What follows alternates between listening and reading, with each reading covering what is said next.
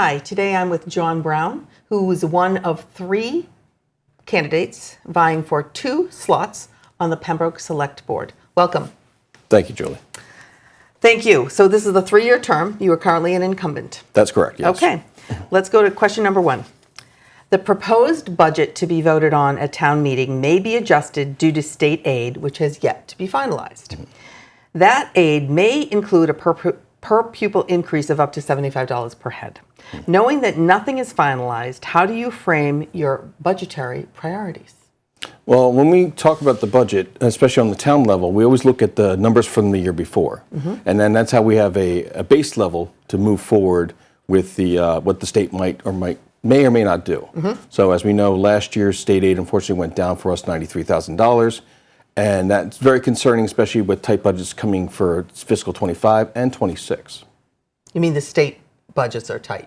Oh, even our budgets are tight, where we have to be concerned about possibly layoffs, retirements happening, which will help us out.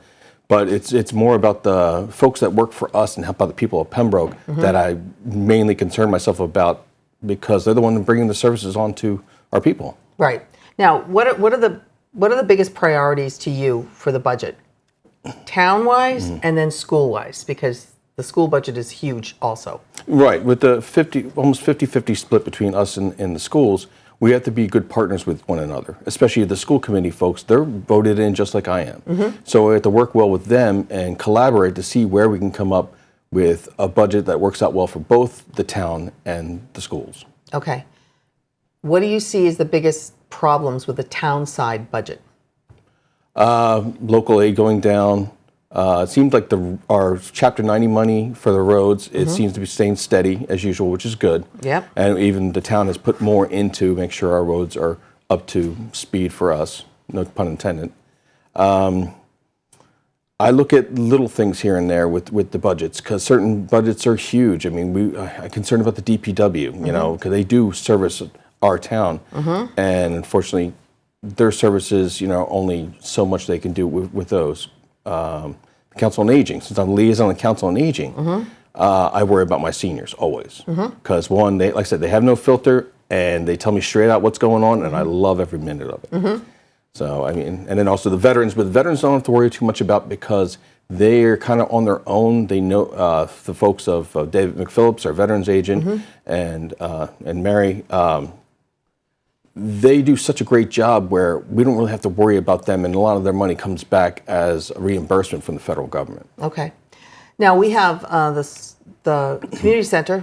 I say we because I lived in Pembroke for 40 years. I don't live there anymore. Pembroke has the community center, yes, which is opening in June. You also have a voted upon public safety building. Yes. You're probably going to need a DPW building at some point. Down the road, yes, correct. And there'll be other capital expenses needed for the schools. Where does all that fit into the budget? It's something actually we look down the road with. So since the community center is almost complete, we're just getting started with the public safety building, and basically when we're going to actually have shovel in the dirt project happening sooner than later, hopefully by the end of this year. Okay. We look at these priorities one by one, but also to make sure that the people themselves, since town meeting votes this appropriation to move forward, we have to look at our fiscal responsibility to the public first. Okay. And since we're spending so much money in the next 5 years, we really have to make sure that there's hopefully other sources of money coming in too. So let's talk about that, other sources of money. Yes. So right now you have tax base, you have, which, let's talk about increasing that, both in commercial and in residential. Number one, how can you do that? And are there plans to do that? Yes, actually, well, there's stuff in the works already, but because of the economy the way it's been kind of put on hiatus, for a better word. We're looking at new growth coming on, hopefully in 25. I think other projects going on, such as the golf course that was and that's approved. Over 55. Yep. And then also the funeral home, the Shepherd's Funeral Home, basically turning it into 55 and up community also, and the center of town, which is wonderful because you have Stop and Shop there. You have other places that you can go walk, sidewalks now. So it's really good for our senior population. What about the commercial upgrades, of getting more commercial buildings, more commercial tenants, more commercial tax base into the town? Right. Well, it's with a lot of like our commercial base too. Sometimes they're renting within a facility, so the owners of the facility themselves are the ones paying the taxes. So it's what it is per square foot on what they're paying, and nothing really growing. If there's new commercial coming in, that would work out well for us. And we are actually, I believe, in negotiations with several folks who want to come in and have a business here in Pembroke. And are you, as part of the select board, are you actively pursuing commercial clientele to come into Pembroke for not only the tax base but for jobs? Yeah, like I said, certain things I go around because I'm also a liaison, another one, to the Chamber of Commerce for Pembroke. And they want to know what's going out on the government side. And by talking to these folks, they are really doing quite well with reaching out to current businesses and also new ones coming in too. Like Don Bravo just is coming in. That's going to be up on Washington Street on 53. Yep. We have a couple other places in the industrial park that are that have already opened that are doing quite well and actually getting a lot of traffic, which is wonderful for corporate park. Sure.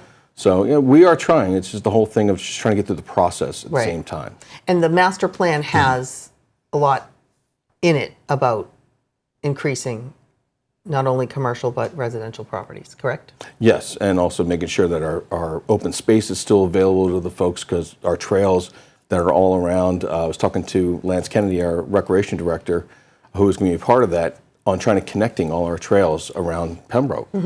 I think one we can't, because it's kind of in a residential area, but other ones actually can be accessed, which is wonderful. That's great. Okay, so let's go on. Question 2 is expansion of housing and commercial development would obviously affect the tax base. What is your overall vision for expansion? Now, you just talked about open space, and then you also talked about expanding. Is it zoning that needs to change? Is it something that Pembroke is not doing to market itself? Why hasn't more been done for both residential and commercial development? Okay, well, because basically through the years, sometimes we've gotten stagnant for ourselves as a town. But throughout the years, we really have pushed the envelope to see what we could do. I even talked to the assessors when they came into our board meeting of saying, how much commercial do we need to actually split the tax base? Right now, and I said, will we be able to split the tax base, do you think, with our space requirements? And the assessor said, probably not, because we need about 25% of being business to split the tax rate so we can give some relief to the So that would be homeowners. a higher rate to businesses than to residents. Correct. Okay. Exactly. So that can't happen right now. No, and the single tax rate is the best thing right now for our community. Okay. Now, as far as housing for like seniors and then housing for young people, a lot of towns around Pembroke are considering bylaws for ADUs, or accessory dwelling units, and actually pushing that as a way for maybe an elderly couple to be able to stay in their home by creating a smaller space within that home that they could rent out, or that they'd move into that smaller space and rent out the larger home. Has any discussion been had about accessory dwelling units as far as housing goes? If so, it's probably within the master plan committee. I know basically for my board it has not been discussed. Okay. Do you think that's an idea that you would back or be behind? I would, because I want the all-above approach.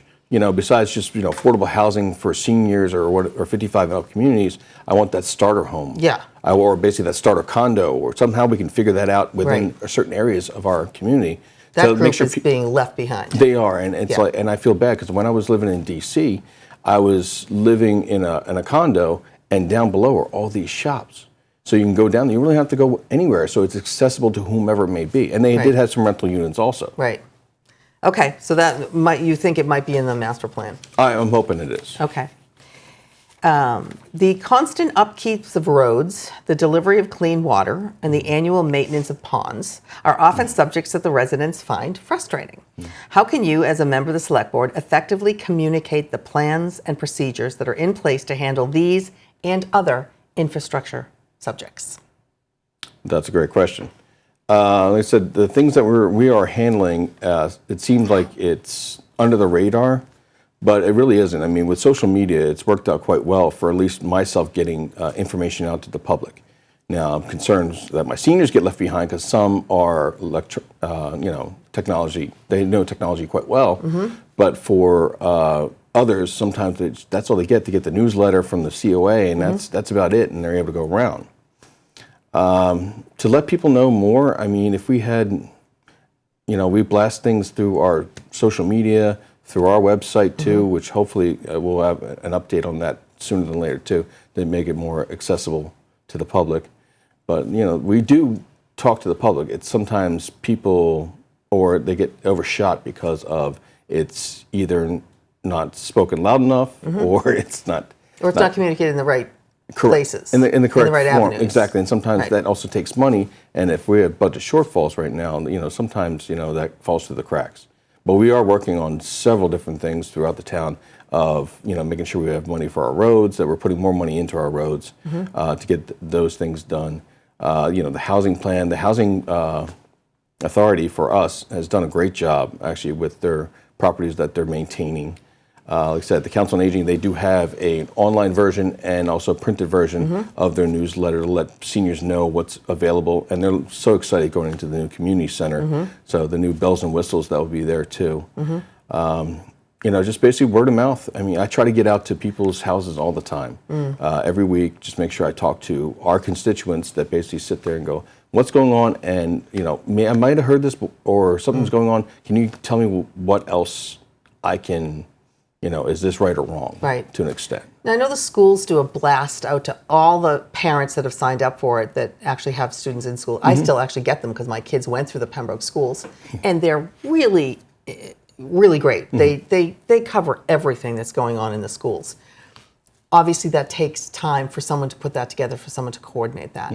Is this something that the town, where we don't have a newspaper anymore, we don't have a town newspaper really anymore, the social media that belongs to the town is often just a copy of what's on the website.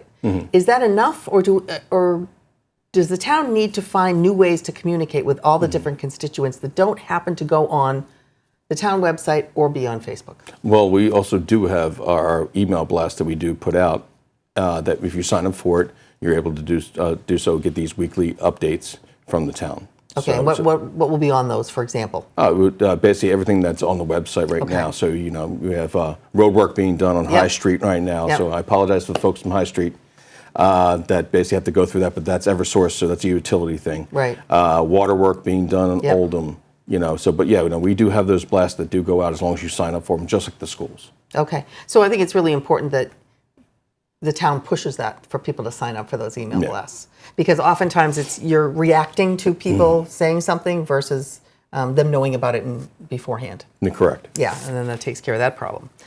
Okay, question number 4. There are often two very different sides to subject matters, and things that come before the select board you don't always agree on, the members of the select board. How do you navigate your personal opinions in regards to complex issues? It's all about basically what we have in our own little bylaws ourselves. That when I first got elected, I got this blue folder that gave me the do's and don'ts of what we should be doing. And the biggest thing is to make sure you hear both sides of the issue and move on from there and make your guess what is the best for the town that way. I have my own opinions on certain things, and sometimes they actually do conflict with the town's priorities. So who wins out? I'm an elected official for the town of Pembroke. The town wins out, always. And that's how it always should be. You always want to make sure that the folks are being heard and you understand what the problem is, but in the end, you are working for them, for the best for the town, to make sure that we move and progress forward. And how do people communicate with the select board if they are having an issue or a problem or they want to bring something up? Sometimes they call our office in Town Hall. Other times, our information is out there for the public to see. They'll call us, they'll email us, and just like someone recently, I saw them in the library parking lot, and they want to donate a bench in memory of her husband. That's nice. I was like, exactly. And he goes, I'll take the community center, but I'd rather have the herring run, she was telling me. And I thought it was great. I said, well, let me check it out and see what we can do. And that's all we can do. That's the one thing about this job that's so wonderful. It's trying to have problem solving for our constituents. Right. And actually getting something done for them. I've got a list of stuff that I have in my head right now. I'm like, this is, I was like, okay, I did this, and I'm very happy because it's tangible. It's in there. It's not the abstract of like, I really want to do this, but I know it's going to be a 10-year process. And some people don't have that will to do that. Right. But for myself, seeing stuff like a guide wire being helped out from a guy on School Street, he needed a tree down, and National Grid got out there quicker than I thought. Or, just simple stuff of, going to meetings for the Legion or the Dull Men and just talking to them and The Dull Men's Club you're talking about, yeah. They're wonderful. Of where they basically ask me these questions, and I go, okay, if I don't know, I'll get back to you. Or I'll go to the town manager and I'll ask real quick. And usually he'll have an answer anyway. So I'm texting him and saying, yeah, is this true or not? Now, what do you think about the town manager's weekly blurbs that he does on the local scene? I do. I like him because especially he wants to know what's going on in town, just besides meetings, but also sports and engaging the whole process of the town of what we do. So, you're talking schools, you're talking town itself, and all. I love how he includes the sport teams. Oh yeah, includes the whole school system in that, which is nice. Yeah, because a lot of town managers forget to do that. And let's talk about a report card for the town of Pembroke. What does the town do really, really well, and what does the town really need help with?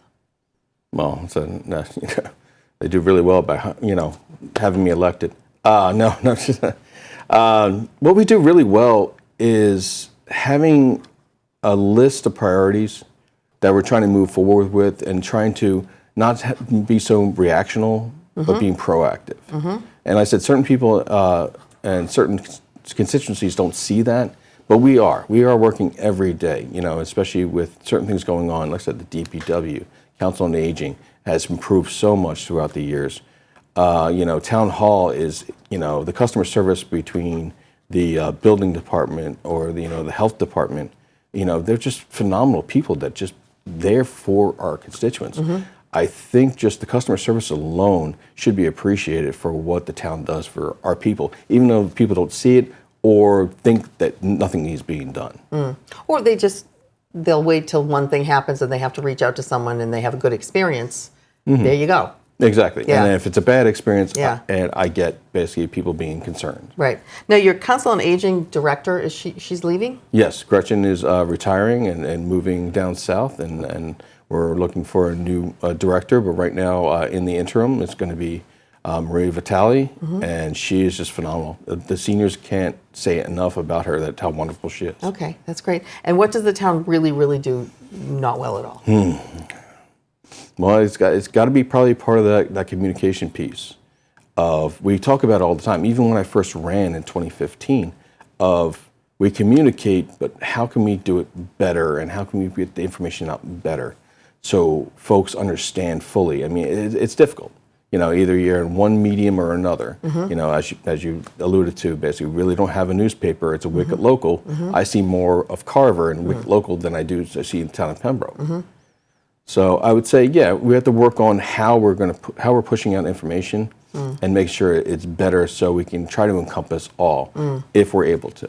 Has the town ever considered like a communications manager or that position to be the one that gathers all the information and spits it out into a number of different avenues?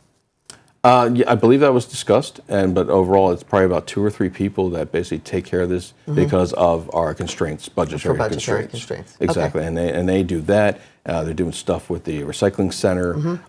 There's other things that they're jack of all trades that come on in and help us out with the institutional knowledge, how long they've been there.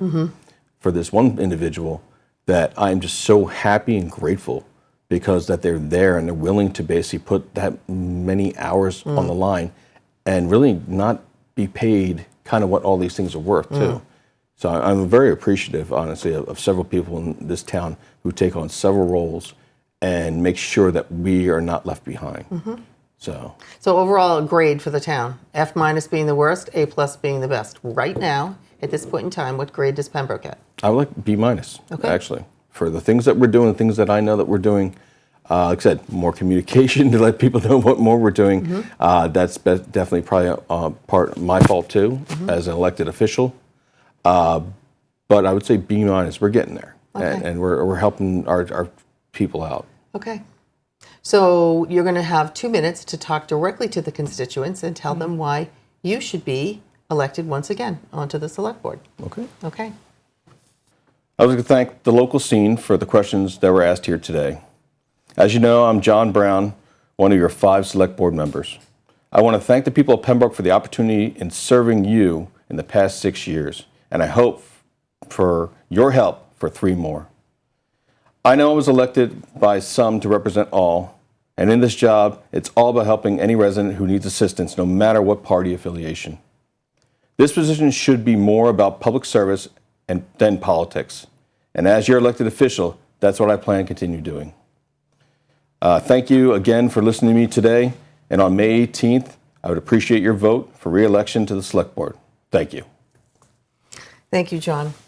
We wish you the best during the campaign and during this election season. And to all of you out there, please make your voices heard and vote on or before May 18th in the Pembroke Town election. Thank you and good day.